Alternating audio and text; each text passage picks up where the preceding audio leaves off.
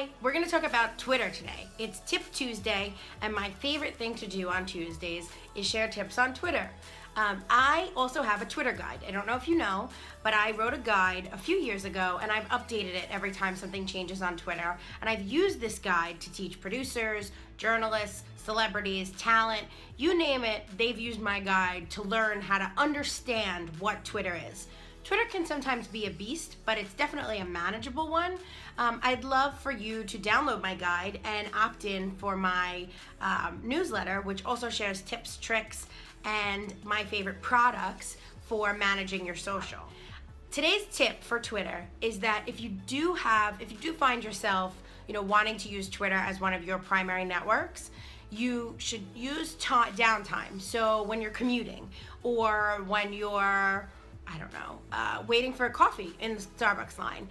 All these types of these pieces of time can be put together to manage your Twitter account. I think that most Twitter accounts should have 3 to 5 planned posts a day, but that doesn't really. Planning out your Twitter posts is not really an effective way to manage Twitter. The most effective way to manage Twitter is to plan out blocks of time where you'll check tweets, favorite tweets, retweet things, quote tweet things, and if you don't know what quote tweet is, get my guide. You will also engage and find your sources, the sources we talked about yesterday, the people that you want to be known, that you want to be associated with your brand or known for or known by. And the reason that you block off an hour or 2 hours or 3 hours a day, and it doesn't have to all be like sit down 3 hours in Twitter, that's way too intense, but if you remind yourself every few hours, oh hey, maybe I should jump on Twitter. There's a bunch of apps that you can use on your phone and on your iMac to check Twitter. I have the Twitter app, the native Twitter app on my iMac. I don't use it all the time because I have a different system for productivity, which I'll get into later on.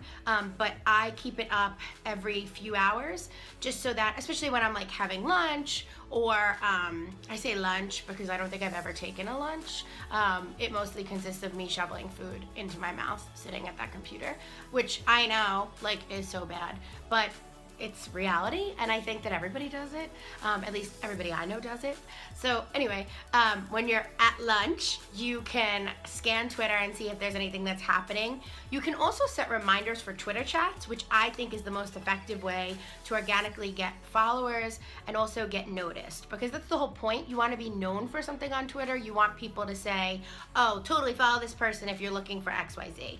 I'm super thankful that a lot of my followers come to me and say, oh hey, what's your favorite tool for building a website? What's your thoughts on social? Or I've even gotten article pitches. People will say, oh, I love this concept of yours. Would you write an article for us about it? Twitter is a powerful tool, but only if you use it the right way.